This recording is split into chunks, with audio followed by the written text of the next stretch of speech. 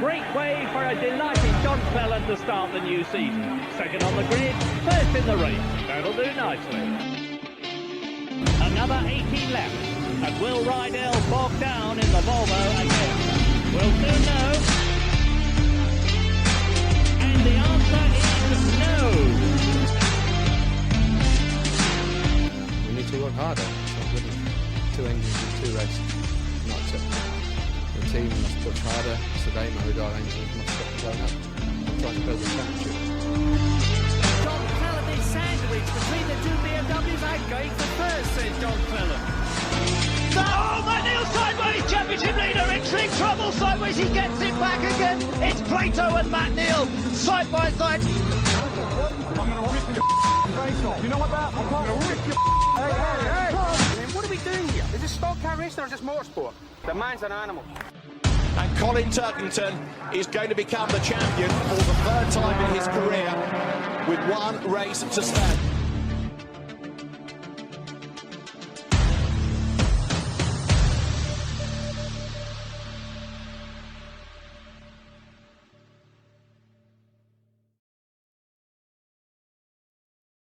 Hi again, everyone, and welcome to a brand new edition of Reverse Grid, the unofficial BTCC podcast. I'm Chris Tetroblay, with me as ever, Lee Tilston. How you doing, sir? Hi, Chris. Here we go.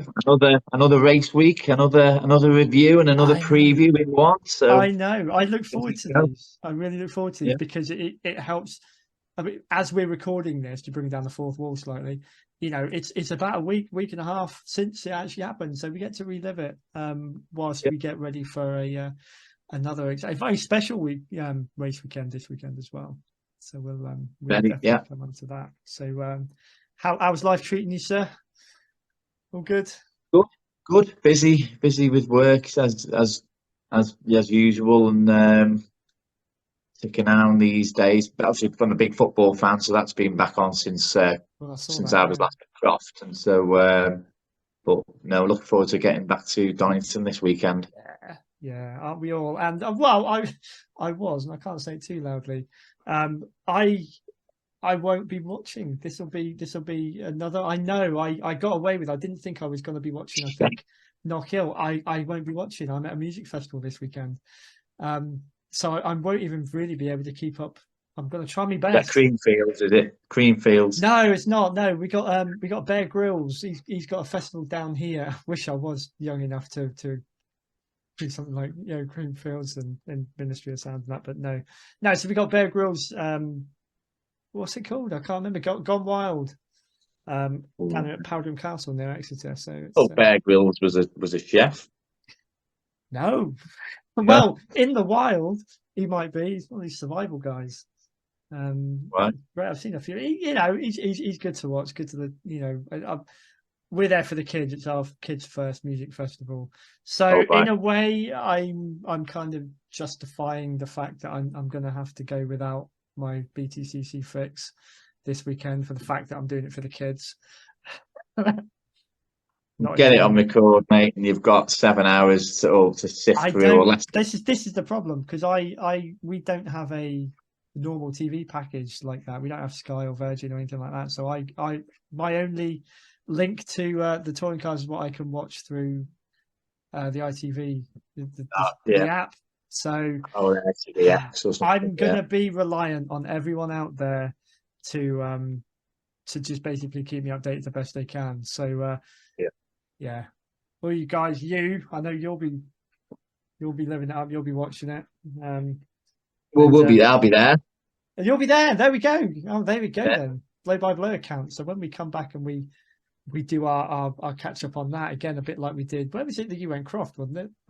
Last one was it Croft? Well, yeah, Croft, Brands Hatch for the Super Touring, and Alton Park. And you've done all right this year. Donington Park's only about an hour and a half away from us, so we quite regularly go there. We didn't go to the early meeting, but that was because I knew we'd be going to this one, and I wanted to go. Well, in theory, it's about. Well, that's it. It was really entertaining, wasn't it? It was a bit similar to what we witnessed last time out at Knockhill. Exactly. It's a good comparison to make, really. That back to back, because if we do have that again, bank holiday weekend in Britain could go one or two ways. If we have another wet weekend, I mean, talk about. Have you seen the forecast? I haven't. No, I haven't. No, I haven't looked at. We were going to be camping originally, but we're not now. So I've not been as keen on the weather, because I'm not bothered if it rains. Really, it doesn't bother me. So unless I'm camping, because we weren't. No, but I did mean to check today actually, just to see what it is, because I've seen a few people complaining that it's going to be wet this weekend for the green fields. So I don't know whereabouts they are. I don't know actually. No. Donington is one of those tracks for BTCC that I really love to get up to. But my great track. Yeah, but my wife and I have got a real soft spot for Donington, because we went to Download Festival a few years, quite a long time ago, before the kids came along. And we were meant to be back there this year. We were hoping to be in next year, but it doesn't look likely. So she doesn't want to go up there to watch anything else if she can't be there to watch Download. So I need to achieve that first. Okay. Yeah. Oh well. Good luck with that. Thank you. Yeah. Well, Knockhill then. Let's get straight into it. I'm going to go on record and say that it's my contender so far for the best weekend of the season. Is that fair? I would agree. And it didn't, and I don't think it really needed the elements to do it either, did it? Because it was already shaping up to be a fantastic race in that first race when it started raining. It was already shaping up as an amazing battle. And I've seen that first race back a couple of times, because I thought it was absolutely classic. Sutton and Cook had an absolute blinding battle going on before. They did. And I've got to say, he was taken. The Cook was taken off. I felt so bad for him, because that was so. You felt it was a bad move by Sutton, did you? Or yeah. See, I can see both sides on this. I can see that there wasn't much in it. I would say if it was, I hate to think it was anything intentional or a play. I think it was just one of those incidents that happened. I think because Sutton went to turn in, didn't he? And Cook was there, and that's pretty much what happened. Yeah. So, I must admit, I thought it was more of a racing incident. I don't think you could put fault. I mean, but Josh Cook apparently was pretty angry after it. And now, obviously, we didn't see the interview or anything. So whether he was angry towards Ash or angry just his general frustration, I'm not sure. But they hinted by the end of it, because obviously race 3 it all turned around again for both of them. They hinted that they had made up, they were getting on again. I think Josh Cook, you can sense the frustration. I think I've said this before. You can really sense the frustration that he wants to be doing better. I think he is capable of doing more. Yeah. But they've had 2 good meetings, haven't they? Now one motorsport. They have, and not just Josh either. Aidan Moffat's been up there. Exactly. So yeah, and it was great to see both of them up there. I know if we look at the first race, if we sort of take it in turn. It was almost like a carbon copy of, you could predict what was going to happen when it started raining, because you had the few who took that early decision to change tyres, and you just knew once that happened, it's anyone's game, isn't it? Yeah. But, result at the end. Your take on that then, with Ingram and Chilton. It's one of those, isn't it? It happens. Yeah, we got to see it with our own eyes, didn't we? So we kind of knew. Sometimes I think the worst ones are when you go off and you think, oh, so and so's won, and you find out a few hours later they haven't or something, and you kind of knew almost before you got out of the car that as a viewer that he wasn't going to get it. But it was a shame. It was a shame, because it would have been how things can change, because he was taking the championship lead by like 6 points. So I think he ended up, and he ended up, not only do you lose that lead, but he ends up starting the next race back. So it's a huge moment that in the championship, because I'm convinced that if he takes that win, he's leading the championship now, because he's starting. He'd have still got a podium, I think, in the final race anyway. But he'd have had those solid results from the first 2. Exactly. So I mean, talk about we talk about the gremlins that Ash Sutton has had in the third race in the last 2 meetings. He had something. I felt he really needed to stamp that out this time, and he was done a real favour by that decision at the end, because that was totally out of his control. With Ingram winning the race initially, and he was almost saved. I think, like you just said, that could be the pivotal point now in where this goes. Well, Ash Sutton gained 2 places out of it as well, didn't he? So not only did England lose the points, but Ash Sutton probably gone off and got an extra 4 points maybe from gaining 2 more places. Without doing anything, without needing to do anything else. It seemed to go his way. I felt sorry for him the way these, where like we saw at the last meeting, he all that hard work in his first 2 races, and then he gets involved in an incident again, which takes him out in the third one. All of a sudden, he's walking away without any extra advantage that he should have had running into the last race. And I mean, now he is, he's because of the results he had, he's firmly in the lead. He's said himself it's the biggest lead he's had in BTCC. Yeah. He's won 3 championships already. Do you think that this is the point at which he would start to? How difficult will it be for anyone to catch him now? Yeah, nobody's gonna catch him. I think the best we could have hoped for was just that England keeps banking these good points and just takes it down to the wire. And I've got nothing against Ash Sutton, personally, because I know online you see a lot of these tiresome debates. Put one person Turkington and then on Sutton.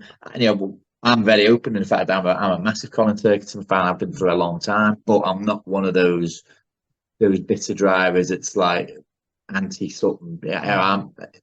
Sutton's an amazing driver, and we're blessed to have him in the championship. Believe me, when you how we look back at the Super Touring era of drivers and wish we had drivers like that. Well, when you've got top class drivers in the championship, you should embrace it and make the most of it, because when they're gone, and you'll miss these guys when they're gone. Colin Turkingtons, Ash Suttons, make the most of them while they're in, because we're witnessing a proper touring car legend with Ash Sutton. We are, because if he is, the likelihood is looking like this could be it. Because as we've seen in qualifying and through the initial couple of races, pretty much every time he goes out, it's very, very difficult to catch him on the track with a lead like that in the championship as well. I'm not going to say the pressure's off. I think the pressure is still on him. He's had these instances where he's made these errors which have really cost him. We said last time Tom Ingram had a really, really consistent season so far. He hadn't had anything go wrong. He's not had anything mechanical go wrong, but we saw this weekend where something can really swing the other way. Well, that was something we picked up on, wasn't it? In the last show, we said, is he due? We talked about that with the other Hyundai drivers that had sort of dramas this season, and he hadn't, and lo and behold, sorry, he certainly had a drama. I'm sure it wasn't us that jinxed it. No, it's that Scottish air, I think, wasn't it? Ronan Pearson didn't have any problems. No, that's for sure. It was interesting because listening to some of the explanations as to what happened with the ride height, particularly with 2 from the same team, and from what I could gather, is the other teams took longer with their tyre changes. They were adjusting the height as they did them, but they didn't do it with Ingram and Chilton. I think they went in at the same time. So with that in mind, don't you think? If it's blatantly obvious that that's what it was, and it's pretty clear that was the problem, I think everybody knows. I mean, I've not learned that from being a know-all. I've learned that from listening to various people in the know. Talking about, would it not be more convenient to just award a time penalty of some kind, rather than outright exclusion? Because say the other drivers. Well, the other teams could argue, we did that. We took slightly longer because we had to do the rollover. Well, roughly how long would that be? And maybe double it. Yeah, if it takes 20 seconds to adjust, why not give them a 40-second time penalty? Yeah, they're going to lose a lot of points, but it's not as bad I don't know. It just seems not only two podium, but like you say, everything that they had. exactly. Well, it ruins the next race, then, doesn't it? It's like, is that fair as well? That something like that, when you know what it is, why not just give a time penalty? You think how many times in the past you see incidents where there's a driver nudges past another or overtakes under a safety car, and you just get a 10-second penalty, 30-second penalty. Yeah. Could they not have done something like that? Is it not worth considering that? No one was harmed in this. It wasn't like an accident had been caused, or anything like that. It's obviously, it's just a slip. It's just an error, isn't it? It's just something they've clearly forgotten to do as a team. And I think the penalty was quite harsh when maybe there could have been another way around it. It's not like they gained them. Yeah. Talk quickly about the guys that benefited from that. Then obviously Jake Hill grabbed the win. 2 wins he had, didn't he? I've really got to stop sleeping in between meetings. No, I don't think he did. Did he? Didn't you know what? I'm the same now. Didn't Sutton win race 2 and 3? Didn't Ash Sutton? I think Ash Sutton caught him. Jake Hill had a good lead in race 2. I'm sure Ash Sutton caught and passed him then. No, he was. You're right. Sorry, I'm talking absolutely. Sutton absolutely stormed it on that race, and he won by like a massive margin, didn't he? He was actually quite. I'm sure. Yeah, I feel like say I'm doing that completely off the cuff, but I seem to remember Jake Hill pulling away. Safety car came out. Ash Sutton caught up to him, and then won it a canter. I think they went off, didn't they? Yeah. So ignore me, listeners. Sorry, I really should check my stats. I've got it written in front of me. I make notes for every race. Enter. But obviously Jake Hill, benefited in that that first race, by being given that win. I think for me, again, I'm not biased. I just think it's a fantastic to see. We were talking about Power Max having building on their impressive season so far. Their 250th BTCC race, I believe, was their first one, and they achieved it with a podium. With Andrew Watson obviously being promoted to second.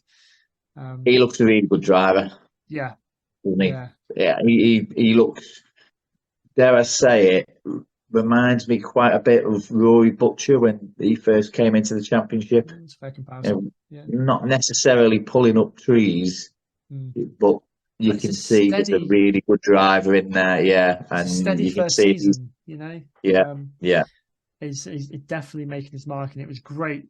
Great to see them up there. And it was, I think where Power Max really did, come to the fore again in the this meet when they had, Aaron Taylor-Smith had an impressive one again. Top 10 in race 1. Marky Doble won far behind, just outside the top 10, and then you see sort of what happened with the BMWs. Apart from I think Jake Hill was the real standout there. The other guys, obviously, Colin Turkington didn't have a great. I think Stephen Jelly did all right, didn't he? I think he was up there. He got taken out by Jake Hill, didn't he, in the last race? Oh, he did. That's right. He had some good. Yeah, he had quite a strong meeting, but it was an absolute disaster for Colin Turkington and Adam Morgan. What happened? It was. I didn't really get wind of anything in particular. Did you hear of anything that was really the cause of that? Well, he went in to change tyres, didn't he, Colin? It seems to be a really long pit stop. I think he put up in a post that he went in there. I don't know whether it was traffic from other teams or whether Adam Morgan or somebody was already in there from the same team. So it ended up taking a lot longer than it should have. And then he just didn't really make any. I know he got taken out in race 2, didn't he, and put in the barriers by Dan Camish. But but he wasn't really making any progress there anyway. In fact, I think he'd lost a couple of places, didn't he, at one stage? Coming out the hairpin. He started to just drop. I think I noted he dropped to like 19th at some point. Yeah, he just wasn't making any. It was just a really poor weekend, and I've got to be honest, I'm not convinced by that BMW. I know it won the championship in 2019, but it's apart from that season, I think the last couple of years, I think it's been a bog standard car, certainly in Colin Turkington's hands. I mean, Jake Hill Jake Hill's got quite a similar style to Ash Sutton, hasn't he? Where you can see he's really It's just throwing on the it. car about the track, Yeah. and he's wringing his neck, and he's spectacular to watch. That's not necessarily Colin Turkington's style. No. And I think at the moment you've kind of got to drive it the way Jake is to get good results out of it. Yeah. And it's been like that for a while. I remember going to Donington about 2 years ago, and Colin Turkington was at the time. I thought he's having to really drive this car. Yeah. He throw it around the track to get a result, and he spun it at the old hairpin on his own.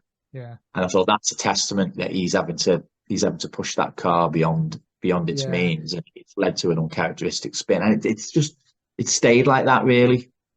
They've not don't look like they've made headway with it. When you see other teams, the point I think I was trying to make then is a team like Power Max is really going in one direction, Yeah. whereas the BMWs, they've had their highlights so far. Yes, they're still in the mix. Well, even Napa, Napa weren't convincing last season, were they? And they debated getting rid of the Ford Focus, but really, when you look at BMW, it's a works effort. They should be doing a lot better than what they are. Yeah, there's no two ways about it. They should be doing a lot better. I mean, and Napa have put a lot of money in, but the developments that they've made over the winter, they've shown BMW up, and BMW need to up their game next season as a manufacturer team. Yeah, personally, I maybe this is just nostalgic for me again because it's something that was happening when I got into touring cars early. I liked the 1 Series they had back in I think 2013. That was a good car, wasn't it? Yeah, that had speed. It just didn't look quite as cumbersome. I think as the 330. Yeah, that's cumbersome was the ideal word. Yeah, it is quite a big car, isn't it? It's quite a similar in shape to that Volkswagen Passat that was out on the grid about 10 years ago. Yeah, remember Alan Menu drove with Aaron Smith and Plato had that as well. Turkington had to go in one of them as well, didn't they? I think he did. And Colin Turd, him and Turkington were teammates, weren't they? Yeah, BMR, 2015 or something. So but it's quite similar in shape to that. And you think back to the Peugeot 406s and those big cars since the Super 2000 NGTC era. Those big cars have really been great. Like I said, I know it won the championship in 2019. It was the first season as well, so you thought, wow. But other than that season, I just think it's been really sketchy. And not just for Colin Turkington. I think his teammates, Adam Morgan. I can't get over how disappointing he's been this season because he's always been a good driver. And he's got good experience in that model BMW for a smaller family team. I thought he could be a real hit this season, and he's just gone backwards. Maybe it is just one of those sort of a lot of evaluation needs to be done, I think, over the winter at BMW. It's a bit like we'd hate to lose them as a manufacturer as well. There's not many manufacturers on there, and they're a big mark, aren't they? Their lineage with BTCC in particular, I think it would be really sad not to see them. I mean, for as long as I can remember, there's been a BMW out there, and pretty much, yeah. But we'll see. So just sort of wrapping up the title race, I suppose, coming out of Knockhill, we've already hinted. Obviously, Ash Sutton now has quite a healthy lead over Tom Ingram. Be very, very interesting this weekend. How different from what you know of Donington and the Grand Prix loop then? Any sort of pitfalls you can foresee? Is it really, is it going to be that big a challenge for guys to be driving that bit extra of the circuit that they've not done before? I'm not too sure because it's been so long as well. It's been 21 years now. So, I mean, the drivers have... Well, there is 2 drivers on the grid that were there that raced on that track when we last raced in. So, goes, can you guess who they are? There's a bit of trivia for any of the listeners out there. Oh, so we're talking 2000. When was it? 2002. 2002. There's 2 drivers on the grid that were raced on it. I'm going to say Turkington's got to have been there. Was he then? Yeah. So he was one. Oh. I'm going to be stumped on the second one. I'm trying to think who on the grid stands out that they've been around. I'll give you a hint. We've mentioned him briefly on this show today. That's probably not going to help me. Tom Shilton. Tom Shilton. Oh, of course, yeah. I keep He was forgetting how long 17. he's been around. Wow, Yeah, that was okay. his first season. Yeah. There you go. So, you know, I mean, I know it was the chaos that race one was, and unfortunately he had the result taken away from him. But a bit like Donington last time round, he got the win. Won it. He won early in the season there, didn't he? He did. So Yeah. Okay, that'd be would be a I mean, bad shout to look out for him.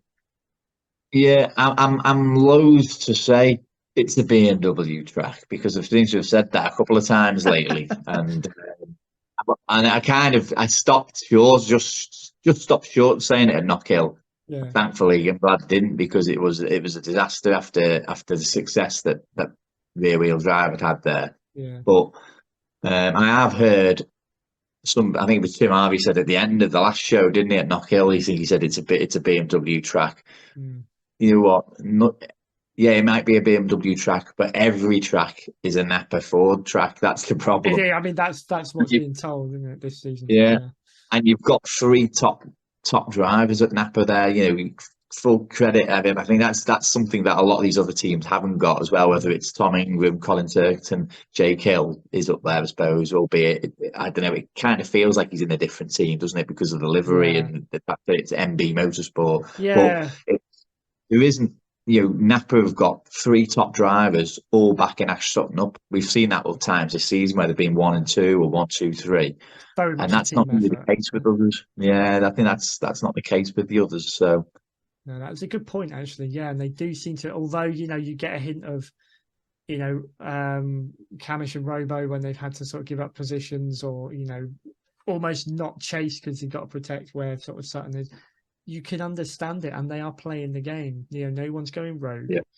And that may be part of Sutton's success, maybe as well, because he's got that unit around him. I mean, at the end of the day, that championship is probably going to be earned by the entire team, I would say. Yeah, there just looks to be a really good camaraderie there, doesn't there? I mean, Dan Camish and Ash were there last season with the team. Yeah. It's Sam Osborne's dad, I think, runs the team, doesn't he? Well, I'm not sure actually. Okay. I know there's somebody called Osborne that runs it, so whether that's just a pure coincidence, I'm not sure. But either way, my point is that really, then when you look at it, Robo's really the only outsider, isn't he, going in, and he's in perfectly. Yes. So it just looks like a really well knit unit. So there's a lot. I think a lot of the other teams, particularly BMW, but hopefully they're going to be looking at what Napa have done over the winter and this season and thinking that's what we need to do. We need to up the game next season. Absolutely. Do we reckon, got a few minutes left, are we predicting a Napa qualifier again? Yeah, it's the easy option now, isn't it? Against them, wouldn't it? Yeah, it's the easy option to say, Napa are going to win. And the thing is if Ash doesn't get it, Dan will or Robo will. So they're just untouchable. They're untouchable. They just seem, even in qualifying, if somebody else is there for most of the session, I don't know. I can't remember the top of my head if they're running a top 10 showdown at this one or whether it's just a split of the normal half hour, and it's medium tyres in all three races as well, which is something else I'm pleased about because that's something I hate, especially when you're at the track. Trying to get who's on what tyres, and you don't realise if somebody's just struggling because they're having a bad race, and then you find out when you get home, they had the different wrong tyres on. So, but they're all on mediums this week. So it's an even playing field, really. I mean, exactly, So which I'm pleased about. So, no, it's. The only closest challenges I can really say. I know they're saying it's a BMW track. It may well be, but I can only really see Josh Cook and Tom Ingram taking the fight to Jake Hill because what said earlier that he seems to really wring the neck of the car. Yeah. Just don't think that car suits Colin. No. Well, anymore. See what happens. I suppose Hope I'm wrong. We're well into. I mean, it would be a shame. It would be a shame for him to turn around and kind of think he's, this is something, that means maybe his time in the competition is. He needs a massive weekend, I think, and even if he was to win, he needs to have a similar kind of weekend as what Jake Hill had at Alton Park, 2 wins and a podium and something like that over the course of it. We might be lucky. We might be lucky omens. Me and my son are going and seeing some fans, There and, you and go. he won when we went to Croft, and he I was won gonna when we say, went to Alton Park. So hopefully, a bit of the maybe Tilston look. Well, we said, didn't we? I think in the last one, when we've been speaking, that had happened. So maybe at a meet where you're not there, he wouldn't have a great one. Didn't have a great one. You were about as far from Knockhill as anyone could be. So That's it. Yeah. We'll see. Go on then. Just let's send. I think just to wrap up on Knockhill though, we can't not really mention Ronan Pearson. We can't. Because No, there we go. Absolutely fantastic. He did, and it was just gut wrenching, and you could tell that Tom Ingram really didn't like to do what he did, and take that podium away from him. But I mean, he really he drove the socks off that car in the last. He did, but he deserves that because he's another one, doesn't he? He's had a lot of potential here. He's had some bad luck as well. I mean, he had a really good result at Donington taking off, and didn't he? I think that was ride height as well, wasn't it? So potentially, yeah, I think it was in the wet. In the wet, yeah. So I think that team needs to get their act together in the wet conditions. I think because but he deserved that. And I think Louise Goodman was spot on her analysis at the end where there'll be race wins and podiums coming his way for sure. Absolutely. Okay, so let's look ahead again to this weekend then. So Donington, very, very special weekend. We've already been there once this season, but we've mentioned already that it's the return to the Grand Prix loop there. I've got to admit, this is where my knowledge wasn't as great as it probably should have been. I didn't actually realise that there were 2 different circuits at Donington, and when people were saying they've not been there for 20 odd years, I was like, they were there last year. This is like, no, wrong one. What are your any particular memories? Because I struggle with this one as well to kind of pick out. Okay, this event happened at Donington on that loop. Anything that you remember from the Grand Prix loop when they were previously there? Yeah, there is actually, because the era that they used it was probably the era where I was, I was either at school or was an apprentice, so was away with the fairies at times and was able to dedicate more time to just basically rushing up on touring cars. But why not? So I was quite. I mean, and when we got into touring cars, they always used to use the Grand Prix track.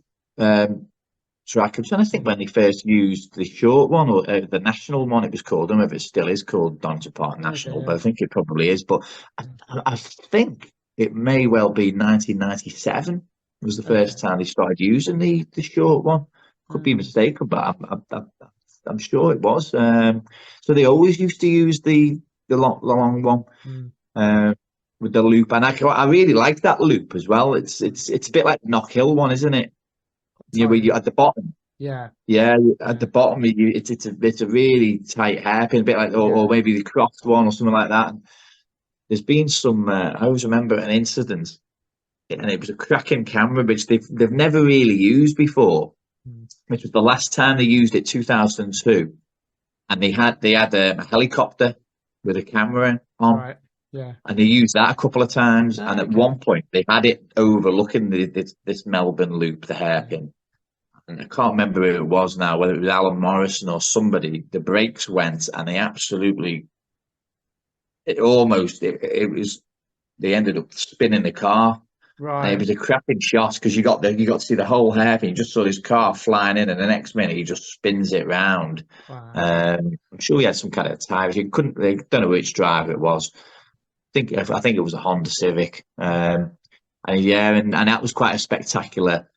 Yeah. Quite a spectacular scene. And then you've got the S's just before there as well, on the run down to the loop, which is quite a good little part of the track.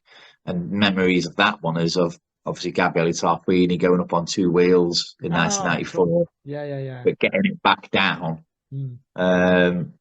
And it was quite just, quite an entertaining. Well, I mean, he had an entertaining year anyway that year, didn't he? But that's twice now yeah, we've mentioned him, having quite a memorable moment at the last two yeah. tracks. Yeah. But I mean, I know when people talk about you see Knockhill, there was a lot of two-wheel action, Yeah, but this one at Tarquini was a proper two-wheeler. He I was do remember it. so you couldn't get any closer to going over. Yeah, It was fantastic, and then also I think it was the same race maybe or the same year, certainly '94, and it was an in-car with Alan Menu, and he was coming out of the S's, so heading down towards this Melbourne loop, and somebody tagged him, and he literally does a 360-degree spin, maybe even more than that. But I've never seen a car in car, and it's literally like that. And you get dizzy just watching it, and that again, it's just such an unusual spin. yeah.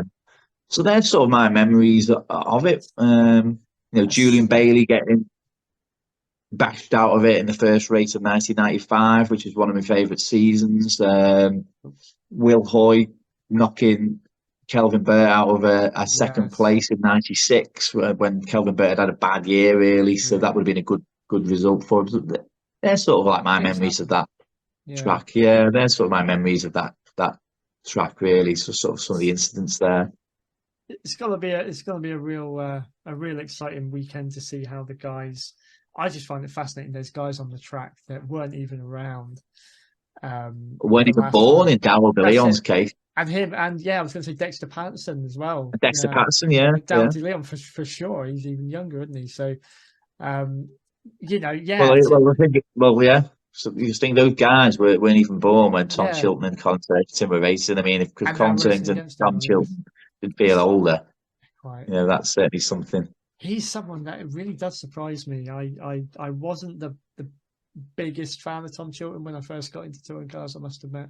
I don't know what it was. It was just something that, you kind of gel mentally with certain drivers and that, and he was never one of them. But he really, in fact, he's still doing it, and he is, he's turning in some impressive drives still at the minute. It's a strange one with Chilton, because I always thought that he was champion in waiting. He was spectacular to watch, and the only thing with him is you just thought he just needed to sort of find some consistency.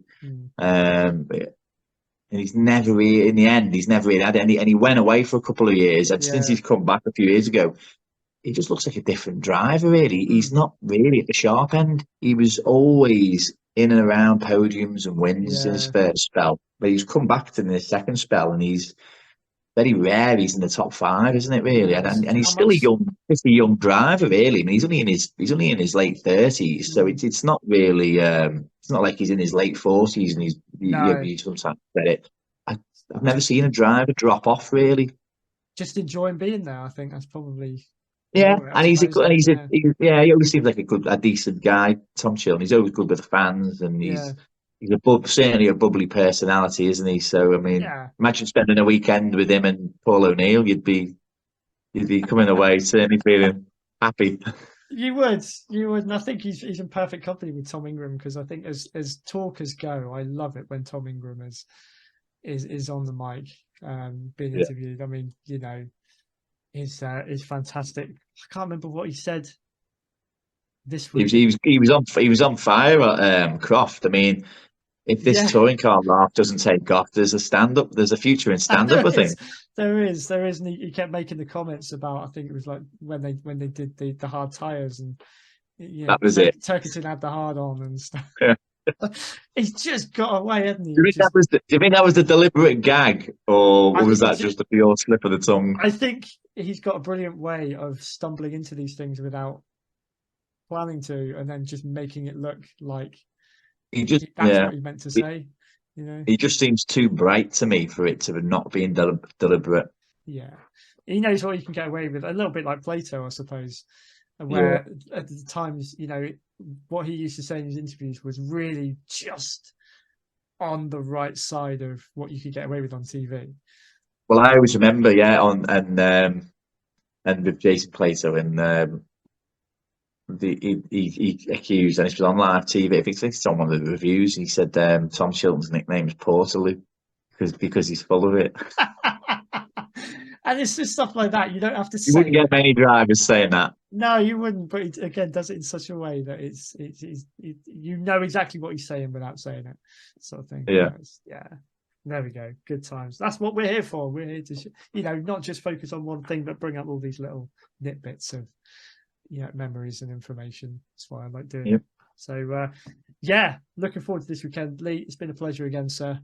And you're there. So again, we get a glimpse next time we speak. We'll get a glimpse of the meeting from your angle, which would be really fun. And I think we've already discussed. We don't really need to, picking winners. I think we've both admitted, it's probably going to be a blue and yellow in there somewhere. But maybe Ingram. If it's a BMW track, it could be. It's. I mean, that's the thing with it's. You can't predict. You can't predict it, can you?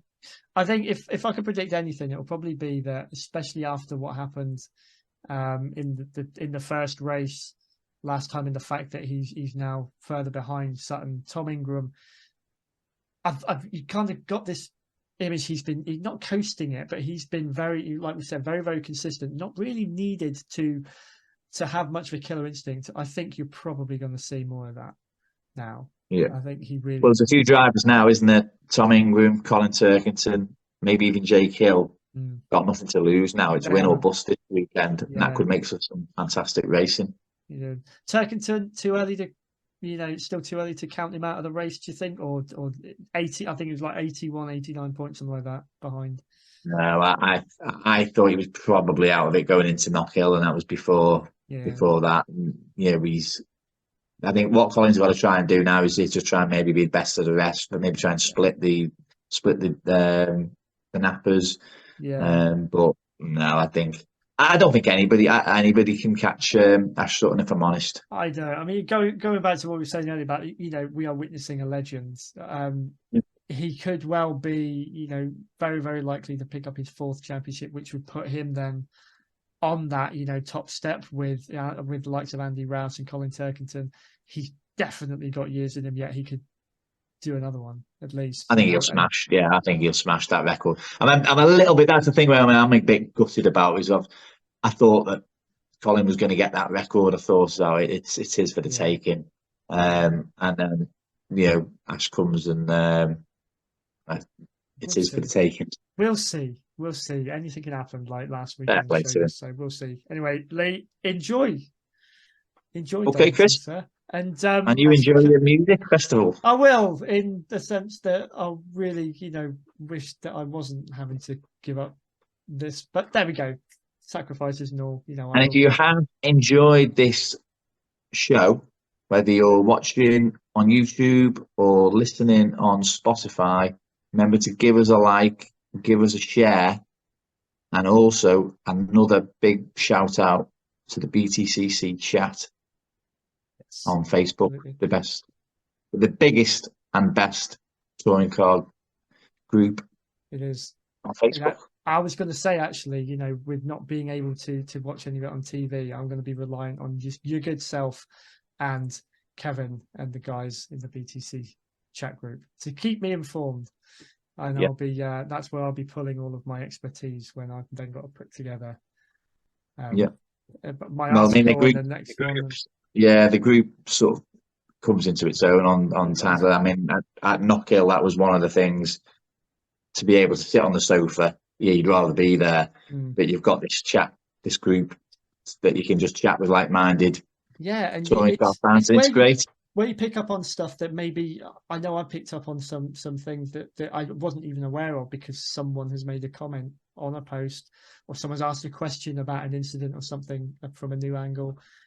I think the good thing as well with that is because sometimes just with like social media in general, it can get a bit toxic, and that's the case on the admins don't seem to do much on the BTCC pages. You go on there, sometimes they can start getting a little bit heated. Yeah, Kevin does a really good job of keeping a lid on things on that group, and really that's the place to go to, I think, for discussing the meeting. Absolutely. So there we go. Visit them, visit us, we're on Facebook, we're on YouTube, we're on Spotify, and everywhere that you would find your podcast. So do listen, view, share, like, let everyone know who we are, where we are, what we do. And hopefully, like us, you'll enjoy listening as much as we enjoy putting this together. And I look forward again, a couple of weeks.